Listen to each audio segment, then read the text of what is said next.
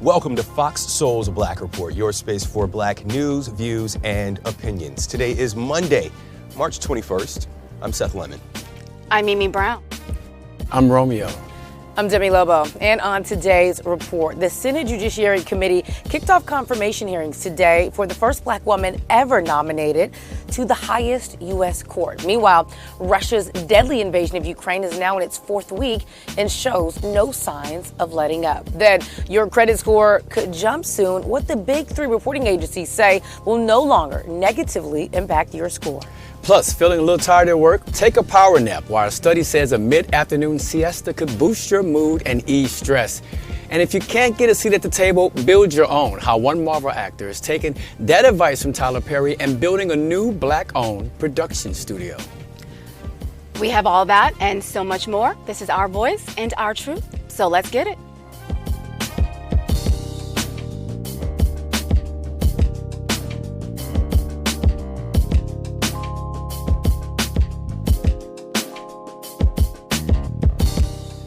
The highly anticipated Senate Judiciary confirmation hearings for Judge Ketanji Brown, they kicked off this morning, and they have been exciting to say the least so far. Jackson, the first African-American woman ever nominated to sit on the U.S. Supreme Court. Court analysts expect her to win the confirmation, even though some GOP senators are objecting to her having worked as a public defender. They say she is not tough enough on crime. Judge Jackson, you know, with your presence here today, you are writing a new page in the history of America, a good page. Who the president nominates and the Senate decides to confirm to our federal judiciary, and especially our nation's highest court, that's extremely important. The senator from Vermont there, you hear him in support of Jackson. Now, the 51-year-old, she currently sits on D.C.'s federal appellate court, which is considered the second highest court in the land, and it's also a precursor to the Supreme Court. Shortly after she was nominated by President Biden, some Republicans had criticized the president for only considering African-American women. That argument died quickly after it was mentioned that Ronald Reagan promised to nominate the first woman to the high court back in 1981. That woman was Sandra Day O'Connor. And so in these hearings that are taking place today, the very first day, we're already hearing her talk about her legal opinion, how she is explaining that her color, her background doesn't really affect her judicial opinions and that she claims to come from a neutral standing. I think that's important. I think that's definitely important. And you know what else is very important? Her work as a public defender, because that makes her, you know, she's represented some of the most vulnerable people in America. And it gives her a unique experience that no other, you know, judicial person who sat on the court has ever had. Yeah. Speaking of that experience, there's a graph that someone posted on Twitter that I thought was very powerful, and it literally showed every other person in her similar position. And she's the only person, public high school, Ivy League law school, SCOTUS clerking, public defender, sentencing commission, district court, court of appeal. She's the only person that has literally went through every single piece and gotten to where she was. And also want to commend Cory Booker. He almost seemed like he was going to cry this morning when he was talking about her. He was such a passionate speech, and he said this is not a normal day, and we need to make sure that we know this is not an average day. So congratulations to her. It's a day where we're making history in our country, long overdue. And of course, Cory Booker went on to say, please let me just acknowledge the fact that this is not normal. And he is right. This is not normal, and this is something that we've been waiting for a long time. Absolutely, Romeo. Also, her parents were so happy. You could tell they were just proud. It's a historic day. Yeah, for sure. Of course. And other high news about the High Court, Justice Clarence Thomas is expected to be released from a Washington, D.C. hospital in a few days. The longest-serving justice was hospitalized on Sunday after being diagnosed with flu-like symptoms. Doctors at Sibley Memorial Hospital say Thomas was diagnosed with an infection but is responding well to antibiotics. Thomas, who is 73, is vaccinated and boosted against COVID-19. He is expected to continue working on cases while he's in the hospital. Russia is demanding Ukrainians in the city of Mariupol to lay down their arms in exchange for safe passage out of town. Ukraine is rejecting that offer. Moscow's demand came hours after an art school was bombed. Officials say about 400 people were sheltering there. The number of casualties is still unknown. The southern port has seen some of the worst horrors of the war. City officials say at least 2,300 people have died, with some buried in mass graves. President Biden is expected to head to Brussels later this week for a NATO summit on the war. Meanwhile, the U.S. government is stepping up its efforts to get access to WNBA star Brittney Griner. State Department officials issued a statement Friday demanding access to Griner. Griner was taken into custody by Russian police last month after they claimed she was smuggling a vaping device and cannabis oil in her luggage at an airport. A Russian-backed prison monitoring group says Griner has met with her lawyers and is in good condition. But U.S. officials are taking the group's words with a grain of salt. They say Russian prisons observers are rarely critical of the government. Again, our prayers are going out to her and her family. This is a situation where we want no one to be involved, but we're in the middle of a war, and that's what the problem is. Middle of a war, we don't know how it's going to turn out. At any point, they can change up how they're treating her right now. I'm concerned about her mental health. Hopefully she can get back home because you know what, she still has a living she has to take care and fulfill, right? Season starts in May. She may not be out until May, but again, we don't know what's going to happen while she's in custody in Russia. This is a break from normal international relations. And so we've been so concerned with how we're going to respond to what's happening in Ukraine. But Brittney Griner is an American citizen who is currently trapped in Russia. And so usually American officials there would at least get access to her, at least be able to speak to her and make sure that she's okay while this is playing out in their judicial system, which is much different from ours. But the fact that they have not allowed any U.S. representatives to make contact with her, I think it signals that this could escalate to a point where, who knows, we could engage in combat with Russia for this reason alone, because they are holding an American citizen hostage and not allowing her to talk to anyone. Yeah.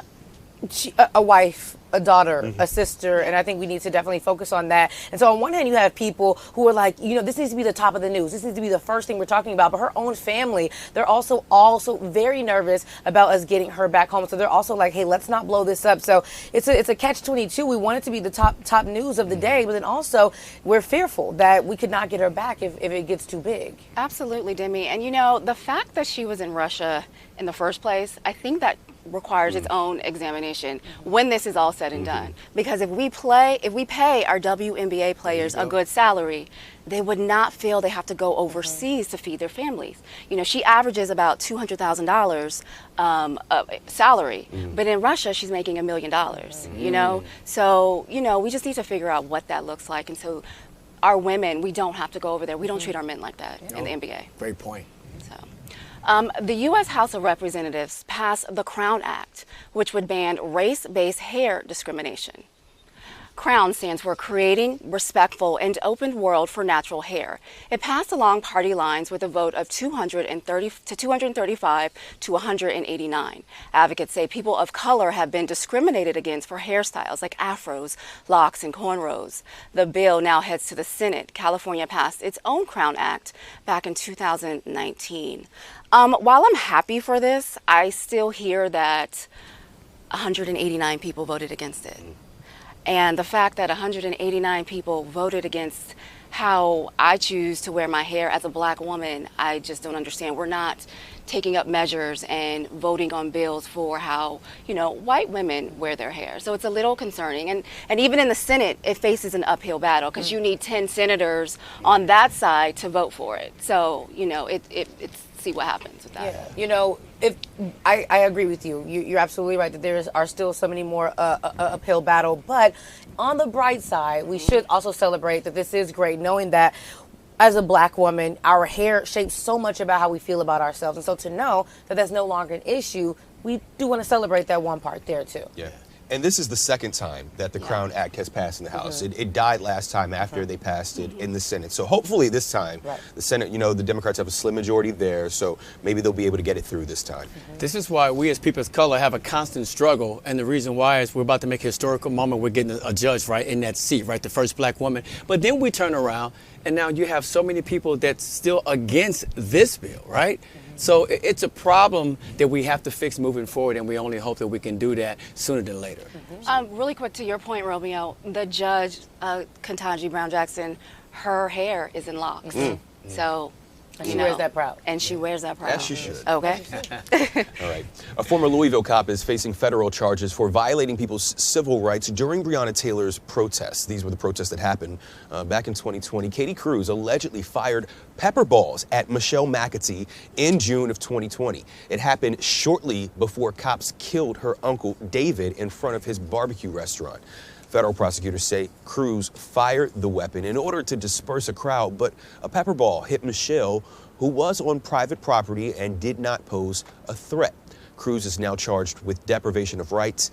After the pepper ball was fired, court documents say surveillance video shows David McAtee fire a weapon outside the store. A National Guard soldier shot him, killing him. No one has been charged in his death, but if convicted, Cruz faces 10 years in prison and up to a $250,000 fine. African Americans charged with crimes in Minnesota are often forced to pay twice the amount of bail as white people accused of the same crime. The Law Enforcement Accountability Network's data covers 2018 through 2021. Researchers say bail set for black defendants was $66,000, while white people paid only $32,000. The study says black people in the state were sentenced to longer jail terms, suffered from police abuse, and were arrested at higher levels than white people. African Americans make up only 2% of Minnesota's population. A Tennessee police officer is under investigation after a violent arrest of a food delivery driver has gone viral. Hamilton County Police in Tennessee, their district attorney is asking the county's sheriff office to determine if a crime was committed earlier this month. The officer's identity has not been released, but attorneys for the victim, Delane Gordon, say he was making a delivery for DoorDash when he passed the officer. Gordon's lawyers say the officer turned around and pulled him over. He says Gordon asked the officer to call a supervisor because he felt unsafe. But when Gordon refused to leave his car, he says that's when the officer tased him. Get out. What is the reason I'm getting out? To give your information. I told you I didn't refuse. I asked. Now you're resisting. I haven't refused. I asked to speak to your supervisor. Get out. I'm telling you that this is not lawful. Ah! Oh my God, that's not lawful, sir. Get out. That is really hard to listen to. Gordon's lawyers say their client was 300 feet from his destination when he was pulled over. Gordon was charged with speeding, disorderly conduct, and resisting arrest. All of these charges could carry up to 6 months in jail. And a former Tennessee state senator convicted of 4 counts of wire fraud is free. That's right, a free woman today. A judge sentenced Katrina Robinson to time served with no fines or restitution, but she was sentenced to 1 year of supervised release. The judge said he factored in Robinson's service to the community and how her imprisonment would impact her community. Robinson was accused of stealing more than $600,000 in federal funds received by a healthcare school that she ran. The state of Missouri is moving to stop people from getting out-of-state abortions. Similar to Texas's controversial abortion law, the bill empowers citizens to sue anyone who aids or abets someone seeking an abortion. But this one includes residents who go to another state for the procedure. Now, critics of the bill say it's a giant step backwards and is very similar to the fugitive slave laws 2 centuries ago, which made it a federal crime to help a fleeing slave by imposing a fine and threatening prison time.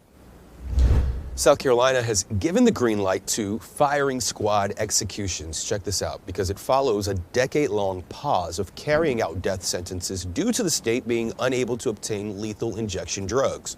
Legislation that went into effect in May, it made the electric chair the state's primary means of execution while giving inmates the option of choosing death by firing squad or lethal injection. However, that's only if those methods are available.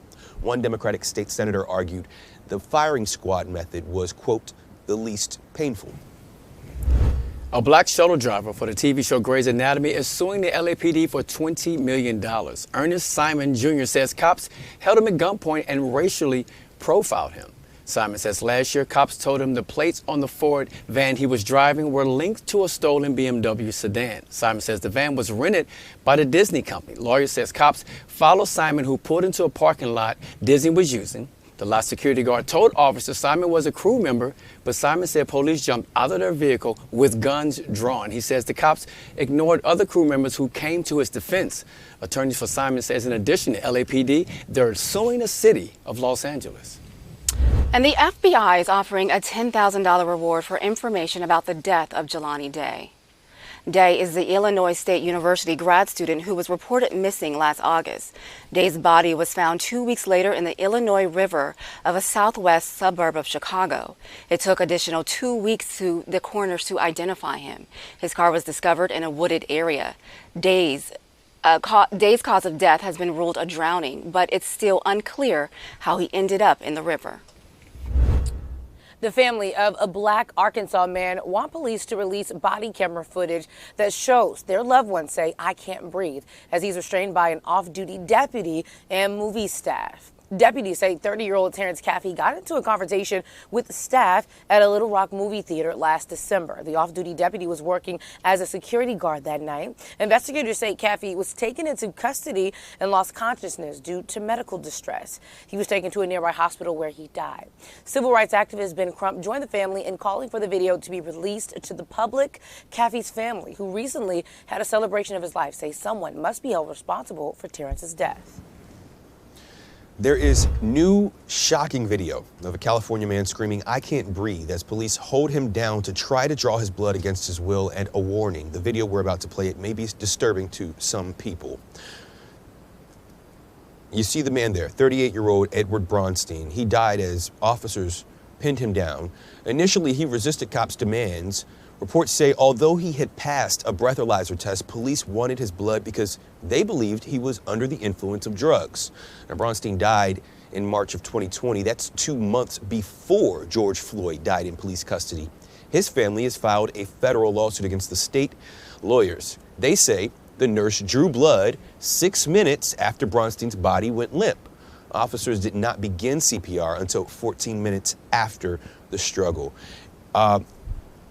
It's so wild of a video to watch. It's actually very heartbreaking. And it's about 20, 30 minutes long in clips. CHP officers don't wear body cams. So this was filmed on a cell phone. And it's crazy to watch them, 6 officers as you see them, pinning him down to try to take his blood after he passed a breathalyzer simply because they believed that he was under the influence. 6 people seems excessive. But then when you watch all 6 people over this limp man, it's even more concerning. I did not know that this was legal. Yeah, I didn't know it was legal either. And I would say this, you think about that, what he had to go through. He pulled them, he pulled over, right? He was open to what they wanted to do. He took the breathalyzer. He passed it. At this point, if you still felt that way, why not say, we're going to give you a ride home or we're going to keep your car parked here? There were so many other options that they could have taken, but they did not. And as a result, a life was lost. You know, it seems like a series of bad decisions. They just kept going and going and going. So the officers, 6 officers, then here comes the nurse, right, who could have stopped this. Because it says that 6 minutes after his body went limp, she's still trying to take his blood. You know, how long does someone have to say, "I can't breathe," until they just stop breathing before you're just like, well, maybe we should believe him? You know, 2 months before George Floyd, imagine this family thinking, like you said, this is not lawful, and them thinking, okay, maybe the police were right in this situation. And then all of a sudden, George Floyd, and I feel like after George Floyd, they had to have known, you know what? We were absolutely right about how we feel, because we always think that police are always right. In a lot of situations, they always say, "I was fearful of my life." We think that police, we hold them to such a high standard. So I think that after George Floyd's death, I'm sure this family was just like, you know what? I'm happy, not happy, but this was further verification that this police officer was wrong, and a lot of police officers are wrong that do this. Agreed. Something has to be done about it.